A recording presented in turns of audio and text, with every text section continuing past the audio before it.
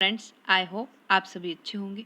इस वीडियो में हम जनरल केमिस्ट्री से जुड़े हुए टॉप 20 क्वेश्चंस को डिस्कस करने वाले हैं।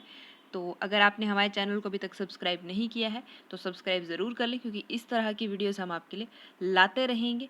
वीडियो को शुरू करने से पहले अगर आप इसका PDF चाहते हैं तो प्लीज़ हमें इंस्टाग्राम पर फॉलो कर लें। इंस्टाग्राम का लिंक नीचे आपको डिस्क्रिप्शन बॉक्स में मिल जाएगा। साथ ही साथ आप हमारी पूरी की पूरी केमिस्ट्री सीरीज़ में जितनी भी वीडियोज़ हैं उनको चेकआउट कर सकते हैं। नीचे डिस्क्रिप्शन में आपको पूरी की पूरी सीरीज़ का लिंक मिल जाएगा, आप वहाँ से सभी वीडियोज़ को चेकआउट कर सकते हैं।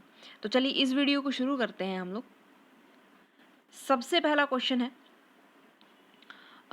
which of the following is the most commonly used chemical for ripening of mangoes in India, right? तो आम पकाने के लिए कौन सा जो केमिकल है उसका इस्तेमाल किया जाता है, राइट? तो ये है calcium carbide, right? Option number D जो है वो बिल्कुल सही आंसर है।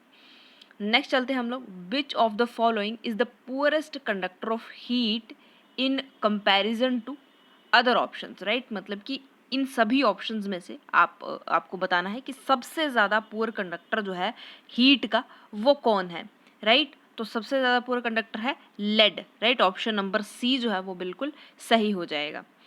नेक्स्ट चलते हैं हम लोग question number 3।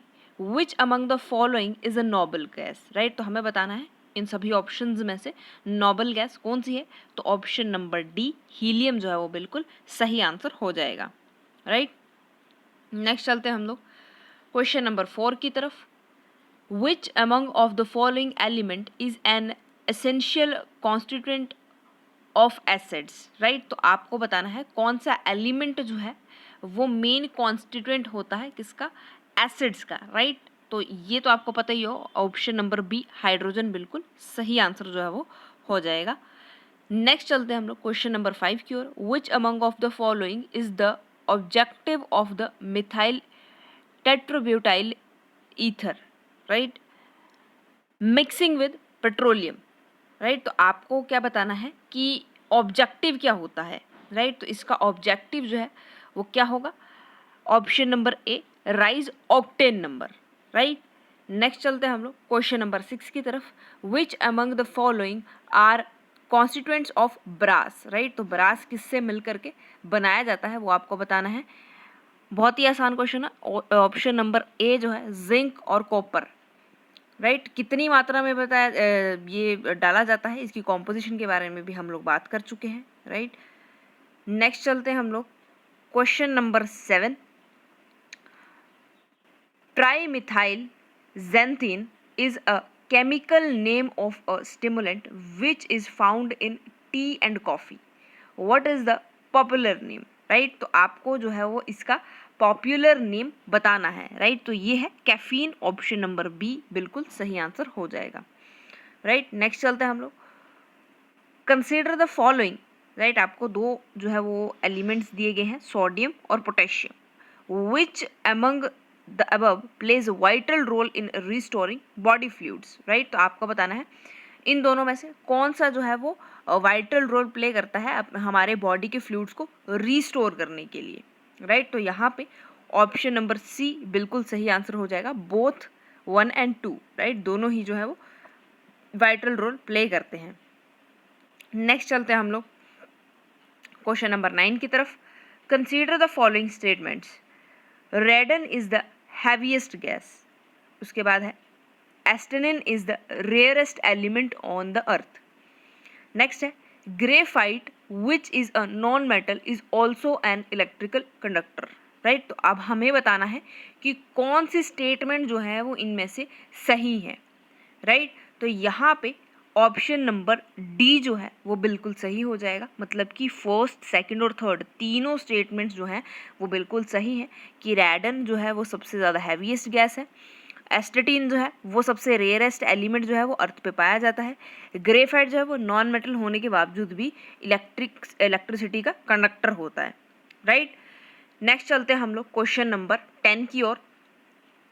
Which of the following elements have the lowest and highest boiling point in the periodic table, right, कि आपको बताना है कौन से ऐसे एलिमेंट्स हैं जिसका सबसे लोएस्ट जो है वो बॉइलिंग पॉइंट है और किसका सबसे हाईएस्ट बॉइलिंग पॉइंट है पीरियोडिक टेबल में, राइट। तो यहाँ पे जो आपका आंसर है वो हो जाएगा ऑप्शन नंबर सी, हीलियम और rhenium, right.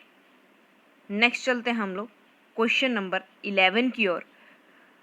The gas present in the stratosphere, which filters out some of the sun's ultraviolet light and provides an effective shield against radiation damage to living things in living thing is, right। तो अब हमें उस जो gas present होती है stratosphere में, right, जो ultraviolet rays को रोकती है, उसके बारे में हमें बताना है यहाँ पे। तो यहाँ पे ऑप्शन नंबर बी जो है वो बिल्कुल सही हो जाएगा, that is ozone, right. Next चलते हैं हम लोग क्वेश्चन नंबर 12 की तरफ, राइट। यहाँ पे हमसे क्या पूछा है, the inexpensive and commonly used variety of glass is called soda glass, right. It is called so because हमें पूछा है कि एक कॉमनली वैरायटी जो है ग्लास की वो होती है सोडा ग्लास जो यूज़ की जाती है। इसे सोडा ग्लास क्यों कहा जाता है, तो सीधी सी बात है क्योंकि ये सोडियम कार्बोनेट से बनी होती है, राइट। तो ऑप्शन नंबर बी जो है वो बिल्कुल सही हो जाएगा, राइट। नेक्स्ट चलते हैं हम लोग,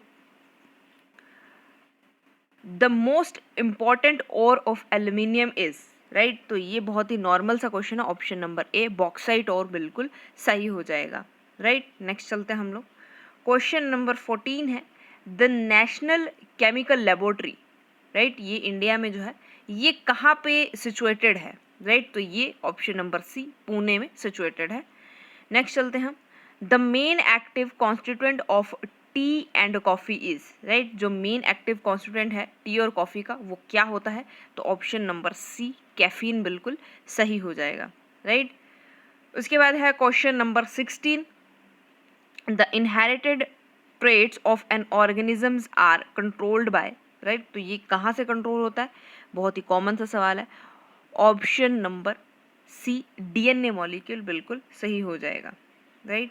नेक्स्ट चलते हैं हम लोग क्वेश्चन नंबर 17 की ओर, which among the following is responsible for depletion of ozone, right. हमें बताना है कि ओजोन लेयर की डिप्लीशन के लिए कौन सा एलिमेंट जो है या फिर गैस जो है वो रिस्पॉन्सिबल है, राइट। तो यहाँ पे क्लोरोफ्लोरोकार्बन ऑप्शन नंबर सी बिल्कुल सही हो जाएगा, राइट।